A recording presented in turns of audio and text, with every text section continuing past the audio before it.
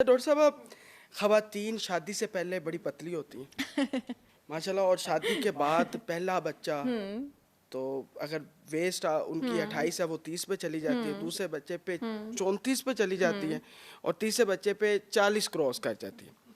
क्या वजह है? अच्छा, एक तो सबसे बड़ी वजह ये है कि जब औरत माँ बनती है उसकी जिस्म के हार्मोन्स की ऐसी तैसी हो जाती है, तो जो उनके स्पाउसेज हैं और साथ वाले हैं वो प्लीज़ एक तो उनको थोड़ी इमोशनल सपोर्ट दें कि अच्छा। जिस्म अपने बस में, ये सच है, नहीं रहता बच्चा पैदा करने के बाद। आपके पास हार्मोन्स का इस प्रेगनेंसी के बाद तो हमारे पाकिस्तान में तो इतनी बात ही नहीं होती औरत को इमोशनल और मेंटल सपोर्ट देने की। आपको पता है प्रेगनेंसी में थ्रू आउट औरत का एस्ट्रोजन बहुत ऊपर रहता है। चले यहाँ पे एक अच्छा फीज़बिलिल्लाह मैसेज ही दे दूँ लोगों को। प्रेगनेंसी के बाद एकदम जब एस्ट्रोजन नीचे जाता है तो औरत का मूड भी नीचे जाता है, जिसकी वजह से मेजॉरिटी औरतों को पोस्टमार्टम डिप्रेशन होती है, और उन बेचारियों को घर में ये कहने तक की इजाज़त नहीं होती कि मुझे अपना बच्चा अच्छा नहीं लग रहा या मुझे माँ बनना अच्छा नहीं लग रहा, क्योंकि उससे उनको शेम किया जाता है। इसको कहते हैं, यहाँ पे जितनी भी ख़वातीन मेरी बात सुन रही हैं, सासें हैं, आपकी बहू जो है, आपके ज़माने में आपको पता नहीं था अब्यूज़ क्या है। आपकी जो बहू है ना, उसका एस्ट्रोजन नीचे गया, उसको पोस्टमार्टम डिप्रेशन हुई है, उसको इमोशनल सपोर्ट दें। और ये मैं सारे मर्दों को भी कह रही हूँ, औरतों के हार्मोन्स उनके लिए ऑलरेडी अजाब होते हैं, प्लीज़ कम अज़ कम आप उनको सपोर्ट दें। अच्छा, अब एक तो मूड नीचे होता है, उसके बाद मेजॉरिटी ऑफ द वुमेन गलती, अच्छा मोटिवेशन भी नीचे जाती है, क्योंकि हमारे पास औरत के लिए पाकिस्तान में हर तरह की मोटिवेशन शादी करना है। शादी हो गई है तब उसकी ज़िंदगी का कोई मकसद नहीं है, ठीक है ना, मतलब उसका मकसद था, उसने कमाऊ लड़का ढूंढ लिया, बात ख़त्म हो गई है, ठीक है ना। तो जब आपकी पर्सनल मोटिवेशन एजेंडाज इतने गलत हो, फिर आप अपना, यहाँ पे औरतों की भी गलती है, अब उनको भी डांट रही हूँ, अपना ख्याल रखना छोड़ देती हैं। अच्छा, ये जब मूड वगैरह नीचे जाता है ना, तो उसके बाद इमोशनल ईटिंग शुरू हो जाती है, और फिर उसके बाद वो उस पर लगाम नहीं डालती हैं। अब होता है कि इतना ज़्यादा फिर वज़न बढ़ जाता है, और ऑफ कोर्स प्रेगनेंसी के बाद आपका मेटाबॉलिक रेट भी डिस्टर्ब हुआ होता है कि उस वेट को लूज़ करना अजाब बन जाता है। आप लूज़ कर सकते हैं, बट देन एक बार अगर आपका 20-25 किलो चढ़ गया है और आपका इस वक्त मेटाबॉलिज्म भी स्लो हो चुका है, then it will be difficult. लेकिन ऐसा होना नहीं चाहिए। इंसान को अशरफुल मखलूक़ात इसलिए कहा हुआ है ना कि वो अपने हवासों पे काबू रख सकता है, अपनी ख्वाहिशात पे काबू रख सकता है। इसके लिए फैमिली सपोर्ट बहुत ज़्यादा ज़रूरी है। जिन लोगों को प्रेगनेंसी के बाद बहुत लोगों को आता है, 60 to 70% लोगों को इमोशनल डाउनफॉल आता है, उनकी फैमिलीज़ अगर उनको इमोशनल सपोर्ट प्रोवाइड करें तो वो इमोशनल ईटिंग की तरफ ना जाएँ, वो उनको इनकरेज करें, उनका साथ दें बच्चा पालने में, संभालने में, तो वो अपना भी ख्याल रखेंगी। यहाँ बेचारी एक औरत की शादी होती है, उसने पूरे घर का भी काम करना है। अब तो नौकरियाँ भी करनी है औरतों ने, और अब उन्होंने घर का काम भी करना है। और नौकरियाँ अगर करनी है तो लोग ये नहीं देखते कि अगर ये बेचारी घर में रोटी लाने में हेल्प कर रही है तो कम से कम घर के काम में हम साथ दे दें। औरत वाला रोल भी प्ले करवाएंगे, मर्द वाला रोल भी प्ले करवाएंगे। अब औरत और मर्द वाला रोल भी प्ले करेगी, बेचारा बच्चा भी पालेगी, तो उसकी ज़िंदगी में एंटरटेनमेंट कहाँ बचनी है? मेरे पाकिस्तान में कौन से थीम पार्क्स हैं, ठीक है ना। उसकी ज़िंदगी में एंटरटेनमेंट क्या होगी? रात को जब पूरे ससुराल वाले सो गए, फ्रिज खो के मैं खोल के चॉकलेट खा लूं। अब उस बेचारी को वो भी नहीं मिलेगी, वो तो उस पे खुश है। वो क्या करेगी बेचारी है? लेकिन फिर जो उसका देसी वजन बढ़ जाएगा। घी खिलाए जाते हैं हाँ, खवातीन, जो हामला खवातीन के लिए पंजीरियां बनती हैं, बहुत अच्छी बात है, ठीक है, और हाँ, क्या वो ठीक है? हाँ बिल्कुल ठीक है। मेरा तो अपना देसी घी है, अगर देसी घी अच्छा ना होता तो मेरी ब्रांड क्यों लॉन्च करती? देसी घी का तो मैंने शोर मचाया है बहुत ज़्यादा पाकिस्तान में कि it is actually healthy for heart. मेरे अब्बू को 3 हार्ट अटैक हो चुके हैं, मैं उनको रोज़ देसी घी का पराठा खिलाती हूँ, आटा भी मेरा अपना ही है, मेरी ब्रांड का ही है। तो देसी घी इज़ वेरी हेल्दी, एक्सट्रीम। देसी घी से आज तक किसी को हार्ट अटैक नहीं हुआ। आपको बेकरियों से हार्ट अटैक होता है, आपको फजूल की स्नैकिंग से हार्ट अटैक होता है, आपको मीठे से हार्ट अटैक होता है, आपको तले हुए खाने से हार्ट अटैक होता है। देसी घी से किसी को हार्ट अटैक नहीं होता। खवातीन जिनके पेट बाहर निकले हुए हैं उनके लिए कोई डाइट प्लान बता दें, और साथ मर्दों को भी सबको लपेट लूँ ना बीच में। अच्छा, 3 टाइप की बेलीज होती हैं, ठीक है। एक लिवर बेली होती है, एक ये मर्दों और औरतों दोनों के लिए बात कर रही हूँ। एड्रीनल बेली होती है, एक हार्मोनल बेली होती है। दरिया को खुजे में बंद करती हूँ। तीनों बेलियों का डिफरेंट इलाज है। लिवर बेली का मतलब ये है जिन लोगों का पेट ऐसे निकला, वो अंकल होते हैं ना 40-50 साल के जो प्रेग्नेंट लग रहे होते हैं, वो लिवर बेली होती है, ठीक है। उसको फैटी लिवर कहते हैं, वो जो ऐसे वाला पेट होता है, ठीक है। लिवर बेली का इलाज ये है कि लिवर ऑलरेडी बहुत बर्डन में है, वेजिटेरियन डाइट पे चले जाएं, इंटरमिटेंट फास्टिंग में चले जाएं। हार्मोनल बेली ये औरतों में होती है ज़्यादातर। पेट ऊपर वाला ठीक है, नीचे से पाउच निकला हुआ, जैसे कैंगरू का पाउच निकला होता है ऐसे ना, इससे वो जिसको पंजाबी में कहते हैं गोगड़ बनी है, that is the hormonal belly. Hormonal belly में आपने कीटो पे जाना है और इंटरमिटेंट फास्टिंग पे जाना है।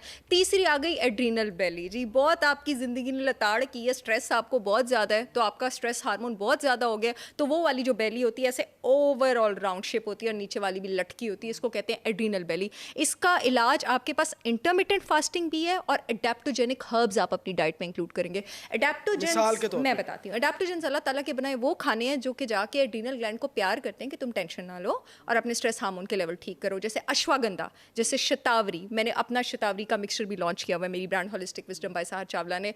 जैसे आपके पास अशोका हो गया, जैसे आपके पास आंवला हो गया, मर्दों में आपके पास शिलाजीत हो गया, ये भी मेरा अवेलेबल है, मका रूट हो गया, ट्राइबलिस टेरेस्ट्रिस हो गया।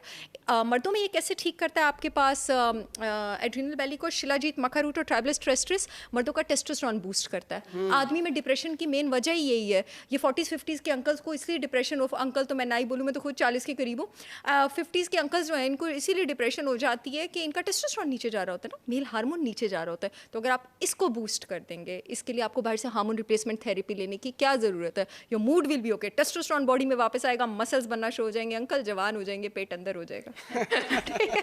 बड़ी खूबसूरत बात की। अच्छा अभी मैं आखिरी सवाल की तरफ जाता हूँ। डॉक्टर साहब, ख़वातीन के अंदर आजकल जो है ना वो एग्स का बड़ा इशू है, हाँ, जैसे मर्दों के अंदर स्पर्म्स का इशू है। Excellent question. तो मैं ये दोनों सवाल आपसे करना चाहूँगा एग्स बेहतर करने के लिए, क्योंकि फिर उनको ये ताने मिलते हैं कि वो बांझ है, वो बच्चा नहीं हो पा रहा, और ये ख़वातीन के लिए बड़ा मसला बनी हुई है। अच्छा दे, बच्चा इससे ना पैदा करें कि आपको ताने मिल रहे हैं, बच्चा इसलिए पैदा करें कि आपका दिल कर रहा है, ठीक है, क्योंकि जो ताने दे रहे हैं उन्होंने आपके बच्चों का बिल नहीं देना। अगर आप अफोर्ड नहीं कर सकती तो बांझ रहें और बच्चा मत पैदा करें, ठीक है।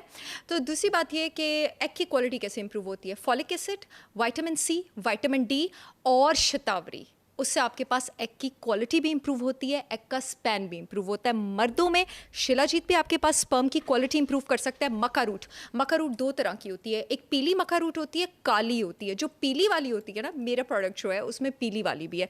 पीली वाली आपके स्पर्म की क्वालिटी भी इंप्रूव करता है, आपका टेस्टोस्टेरोन लेवल भी बूस्ट करता है और स्पर्म की मोटिलिटी भी इंप्रूव करता है। डाइट में विटामिन ई इंक्लूडेड रखें, डाइट में आप बड़ा गोश्त इंक्लूडेड रखें, डाइट में आप सी फूड इंक्लूडेड रखें। सी फूड बहुत अच्छा है आपके पास स्पर्म क्वालिटी जो है उसको इंप्रूव करने के लिए। नॉर्मली हमारे पास औरतें फॉलिक एसिड तब लेना शुरू करती हैं जब वो प्रेग्नेंट हो जाती हैं, पहले 3 महीने। फॉलिक एसिड आपके एग की क्वालिटी भी बेटर करता है, प्रेगनेंसी की तैयारी में ही उसको शुरू कर लिया करें। स्टार्ट में ही? हाँ बिल्कुल। ठीक है, लेकिन ये विटामिन्स हैं, इनको सप्लीमेंट की सूरत में लेना चाहिए या फ्रूट्स में? विटामिन सी को कभी सप्लीमेंट की सूरत में नहीं लेते। मैंने एक बार पहले भी एक बहुत मशहूर चैनल पे सेगमेंट किया था 5-6 साल पहले कि विटामिन सी हमारे पास जितना भी सिंथेटिक अवेलेबल है ना, चाहे 10,000 की बोतल भी आप उठाएंगी, वो सारा चाइनीज़ है, उसमें कॉर्न स्टार्च और सल्फ्यूरिक मिला हुआ है। Amla is the richest source of vitamin C on this planet. Amla तो खैर मेरा अपना पाउडर भी, लेकिन अगर आप अपना चाहते हैं तो आप अपना आंवला पाउडर भी ले लें। सिट्रस फ्रूट्स में विटामिन सी है, लेमन में विटामिन सी है। हाँ, विटामिन डी का सप्लीमेंट और इंजेक्शन लेना पड़ता है क्योंकि वो डाइट में इतना डिस्ट्रीब्यूटेड नहीं है। उसके साथ साथ जो फॉलिक एसिड है उसके लिए ग्रीन लीफी वेजिटेबल्स खाएं, लेकिन सप्लीमेंट लें।